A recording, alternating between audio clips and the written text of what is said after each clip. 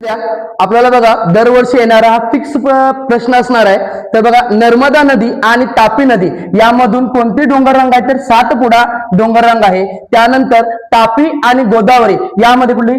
सातमाळा अजिंठा डोंगररांग आहे. त्याचप्रमाणे गोदावरी आणि भीमा या दोन नदीच्या दरम्यान हरिश्चंद्र बाळाघाट ही डोंगररांग आहे. त्याप्रमाणे भीमा आणि कृष्णा यांच्यामध्ये कुठले आहे? तर शंभू महादेव डोंगररांग आहे. त्याचप्रमाणे ज्योतिबा डोंगररांग ही सर्वात लास्ट आहे.